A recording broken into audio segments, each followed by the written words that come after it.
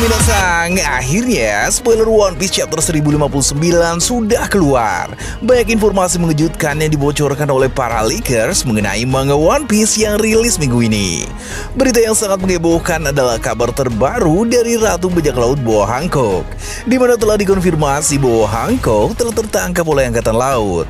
Seperti yang telah kita ketahui bahwa sistem Shichibukai telah dihapuskan. Maka dari itu, para mantan Shichibukai yang sebelumnya bekerja untuk pemerintah dunia kini harus kembali diburu oleh Angkatan Laut.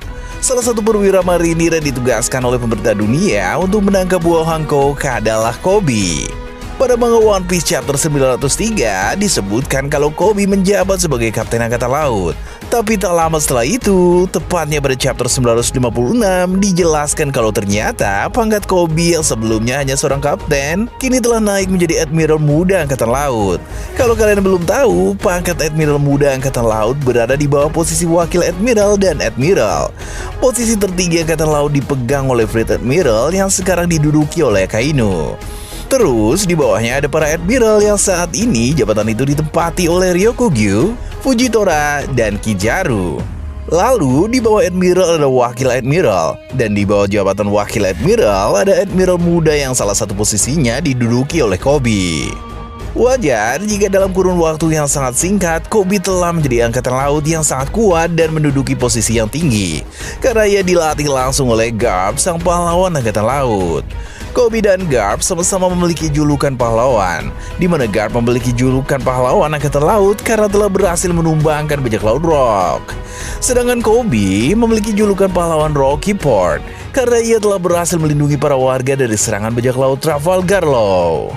Masih belum dijelaskan secara pasti apa yang sebenarnya terjadi antara Law dan Koby hingga membuat Koby mendapatkan gelar itu. Tapi Mimin memiliki teori bahwa ini ada kaitannya dengan kejadian saat Law menyerahkan 100 jantung bajak laut untuk bisa menjadi Shichibukai. Mungkin saja Law telah merencanakan untuk membuat para bajak laut berkumpul di Rocky Port agar bisa mengambil jantung mereka secara instan. Tapi tentu saja mengumpulkan begitu banyak bajak laut di satu tempat pasti akan menimbulkan kepanikan dari masyarakat sekitar.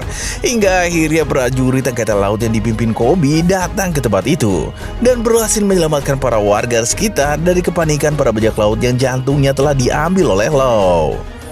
Dan setelah kejadian itu, Koby mendapatkan gelar pahlawan Lucky Port, sedangkan Law berhasil menjadi Shichibukai karena telah menyerahkan 100 jantung bajak laut untuk mendapatkan pengakuan dari pemerintah dunia. Dengan semua kerja keras dan latihan berat yang diberikan Garp kepada Koby, bisa dipastikan kalau Koby yang sekarang telah menjadi sosok Angkatan Laut yang sangat kuat. Tapi walaupun sudah menjadi sangat kuat, rasanya mustahil bagi Koby bisa mengalahkan Boa Hancock. Nah, di sini Mimin memiliki beberapa teori mengenai alasan kenapa Koby bisa menangkap Boa Hancock.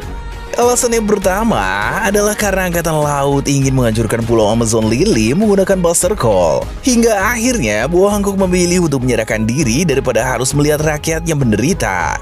Boa Hancock adalah ratu bajak laut sekaligus ratu di Pulau Amazon Lily. Ia memiliki tanggung jawab untuk melindungi rakyatnya dari ancaman bahaya yang mendekat.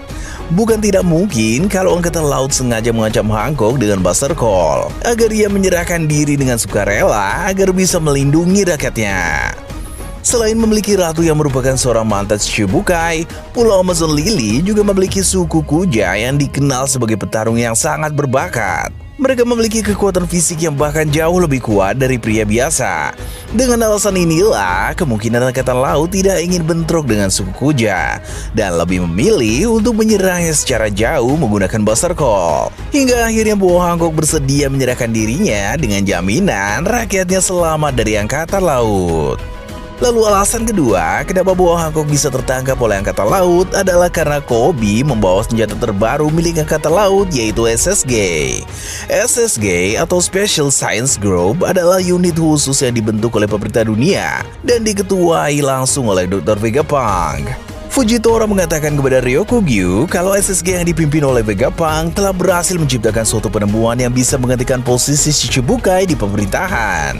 Masih belum ada informasi yang valid mengenai SSG dan ciptaan terbaru mereka. Tapi menurut beberapa leakers, SSG yang dipimpin Vegapunk telah berhasil menciptakan cyborg seperti Pacifista, tapi memiliki kekuatan buah iblis. Tidak bisa dibayangkan bagaimana wujud dari Pacifista yang memiliki kekuatan buah iblis. Bahkan sebelum time skip, Luffy dan kru dulunya sangat kewalahan dalam menghadapi satu pasifista, bukan tidak mungkin bagi Vegapunk untuk menciptakan Cyborg yang mempunyai kekuatan buah iblis. Karena sebelumnya, Vegapunk telah berhasil menciptakan pedang yang memiliki kekuatan buah iblis. Boa Hancock dan prajurit suku Kuja pasti akan sangat kewalahan dalam menghadapi pasukan angkatan laut yang dikawal oleh para pasifista. Sebelumnya, Vegapunk juga telah meneliti buah iblis milik Kizaru, yaitu Pika Pika no Mi. Setelah berhasil meneliti buah iblis milik Kizaru, Vegapunk berhasil menciptakan laser beam yang kekuatannya setara dengan serangan cahaya milik Kizaru. Bayangkan saja, sebuah pasifista yang memiliki kekuatan laser beam yang setara dengan serangan Kizaru, ditambah memiliki kekuatan buah iblis, sudah pasti prajurit suku Kuja bukanlah tandingannya. Lalu alasan ketiga kenapa Boa Hancock bisa dikalahkan oleh Koby adalah karena kekuatan Koby yang telah berkembang sangat pesat. Sejauh ini, kita masih belum diperlihatkan secara pasti mengenai kekuatan bertarung Koby. Namun dari bentuk badan Koby yang sudah terlihat sangat atletik, bisa dipastikan kalau ia sudah menjalani berbagai macam latihan berat selama ini.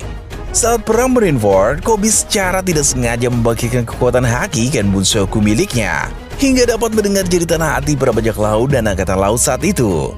Kemungkinan setelah dilatih oleh Garp, Ken Bunsoku haki milik Koby sudah berada di level yang tinggi, hingga memungkinkannya untuk sekilas melihat masa depan.